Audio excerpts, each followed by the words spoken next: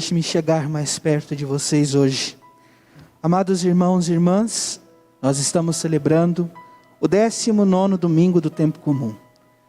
A liturgia nos convida a perceber a ação de Deus no mundo, em nossa vida. Um Deus que nos ama, um Deus que jamais nos abandona. Nós ouvíamos, por meio das leituras de hoje, esta ação de Deus, desde a primeira leitura. A primeira leitura, amados irmãos e irmãs, do livro dos Reis, nos coloca diante do Monte Horebe, o monte de Deus, aonde este profeta, o profeta Elias, se resguarda. Ele passa a noite nesta gruta e escuta uma palavra, a palavra de um Deus vivo e verdadeiro, que diz a ele: sai e permanece sobre o monte, diante do Senhor, porque o Senhor vai passar. E Elias é atento a esta palavra. O Deus que passa, o Deus que passa pela vida do ser humano, da sua obra-prima, da criação, e não se faz indiferente, mas nos ama com amor infinito. Mas este mesmo amor, nos dirá a palavra, são laços de amor humano. É o modo como Jesus, é o modo como o próprio Deus encontrou para alcançar o nosso coração. E então a palavra continua, dizendo: antes do Senhor passar, aconteceram alguns fenômenos. Um vento impetuoso e forte, tal como uma tempestade, que desfazia as montanhas e quebrava os rochedos. O Deus que tudo criou, com toda certeza, teria força suficiente para realizar isto. Mas Deus não se encontrava neste vento impetuoso. Depois do vento houve um grande terremoto. Se Deus separou a água da terra, constituiu o firmamento, o que seria para ele um terremoto? Nada. Porém, Deus não se encontrava neste fenômeno extraordinário de um terremoto. Digo extraordinário porque não faz parte da nossa vida constantemente estarmos com as placas tectônicas se movendo, de tal modo que possamos sentir isto de uma forma totalmente desagradável. Então, Deus não se encontrava neste fenômeno. Depois do terremoto veio um fogo possivelmente impetuoso, fogo que consumia certamente tudo o que tocava, mas Deus não se encontrava. Deus não estava também no fogo. Por fim, o profeta escuta um murmúrio, ouve, de uma leve brisa, a suavidade. E então ele cobre o rosto com o manto, saiu e se põe à entrada da gruta, porque o Senhor estava passando. É bonito perceber esta realidade de um Deus que traz a paz aos corações, de um Deus que vem ao nosso encontro com suavidade. Essa primeira leitura está muito em sintonia com o evangelho que escutávamos hoje.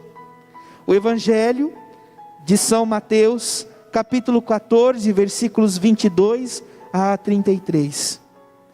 Evangelho este que já tivemos a oportunidade de refletir na segunda-feira, nós tivemos a oportunidade de acolher esta palavra em nosso coração, e a Santa Mãe Igreja nos dá a oportunidade de mais uma vez nos aproximarmos, de abrir os ouvidos, abrir o coração para acolher a palavra de Deus em nossa vida. Amados irmãos e irmãs, o evangelho de hoje, do capítulo 14, certamente se dá logo em seguida, o próprio evangelho nos aponta isto, depois da multiplicação dos pães. É interessante perceber isto. Na ocasião da multiplicação dos pães, onde havia 5 pães e 2 peixes, os discípulos disseram a Jesus: Mestre, vamos despedir estas multidões, essa multidão, para que eles possam ir aos povoados encontrar comida, porque aqui é um lugar deserto. Então Jesus se volta para eles e diz: dai vós mesmo de comer a eles.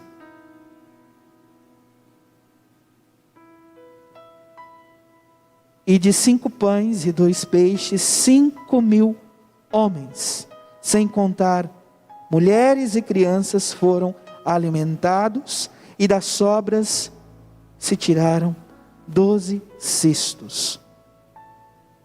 12 cistos. Naquela ocasião, os discípulos queriam despedir as comunidades, aquele povo que ali estava, aquela multidão. Hoje nós ouvimos que depois da multiplicação dos pães, Jesus manda os discípulos atravessarem na barca, entrarem na barca e ir seguindo à frente para o outro lado do mar, para atravessarem o mar, para ir para outra margem, enquanto ele despedia as multidões. Qual a diferença? Naquela ocasião, os discípulos queriam despedir as multidões famintas. Queria despedir as multidões que estavam com fome. Jesus primeiro as alimenta, para que depois elas possam seguir o caminho. Assim também nós, assim também cada um de nós, alimentados pela palavra, alimentados pela Eucaristia, os sacramentos, ainda que no presente momento, talvez não tenhamos a oportunidade de viver plenamente estes sinais, mas estamos sendo alimentados pela palavra, pela vida da igreja, seja ela doméstica, e estes tempos nos fizeram refletir sobre isto, a necessidade de se resgatar esta igreja que nasce em casa, para se ser igreja no templo, para se ser igreja diante do altar. Nós precisamos ser alimentados por Cristo. Então, depois de despedir as multidões, Jesus sobe o monte para orar a sós. O monte sempre lugar de encontro com Deus, onde Moisés recebe as tábuas da lei, onde Elias faz a experiência do encontro com Deus, como ouvíamos hoje pela primeira leitura.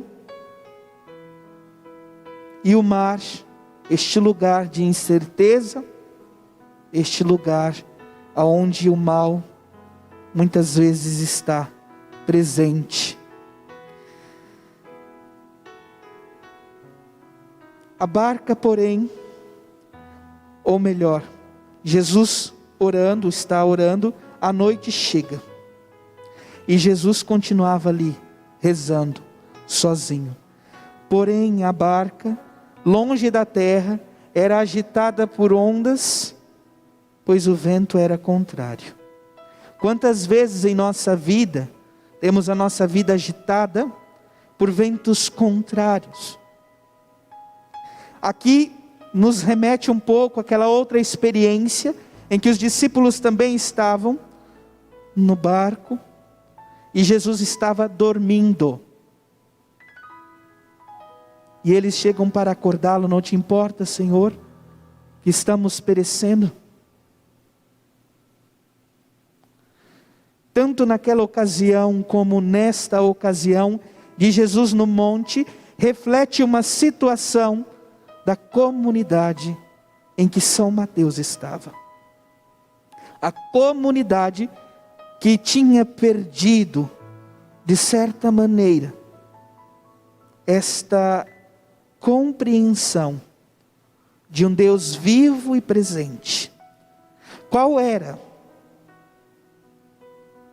a compreensão? Como eles viam Jesus? Seguindo o Evangelho é muito claro isto. Por volta das 3 horas da manhã, Jesus veio aos discípulos andando sobre o mar. Quando os discípulos o avistaram andando sobre o mar, ficaram apavorados e disseram: é um fantasma. Imagine a comunidade perdendo a fé. Imagine a comunidade não tendo esta compreensão de um Deus presente e vendo Jesus como este fantasma que está longe. Se nós vivemos desta maneira, nós vamos perdendo o sentido. E o Evangelho continua e São Mateus faz aqui então uma operação, poderíamos assim dizer, importantíssima. Depois de gritarem de medo, São Mateus traz as palavras de Jesus que diz: coragem, sou eu, não tenhas medo. Essa palavra fala a cada um de nós hoje. Coragem, sou eu, não tenhas medo. O Senhor que nos convida a ter coragem, a reconhecer a sua presença em nosso meio e assim não ter medo. Essas palavras são palavras do ressuscitado. Jesus Cristo, vivo e ressuscitado. Nós devemos compreender isto. Cristo está vivo entre nós, presente em nosso meio. A morte não foi capaz de aprisioná-lo. Ele está vivo, ressuscitou. Então Pedro, como representante da igreja que estava na barca, a barca é a própria igreja, diz: Senhor, se és tu, manda-me ir ao teu encontro. Todos nós somos convocados a ir ao encontro do Senhor. A nossa vida se resume nisto. Estamos caminhando, somos convocados a ir ao encontro do Senhor. E Jesus então responde: ir ao teu encontro. E Pedro então diz: caminhando o Senhor sobre a água. E Jesus diz: vem. Pedro desce da igreja, da barca, e começa a andar sobre a água em direção a Jesus. Mas quando sente o vento contrário, ele fica com medo e começa a afundar.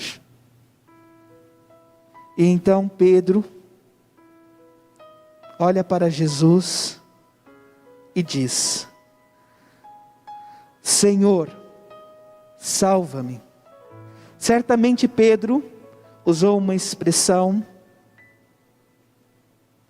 olhando para aquele que ali estava, deve ter dito: Yehoshua, Yeshua.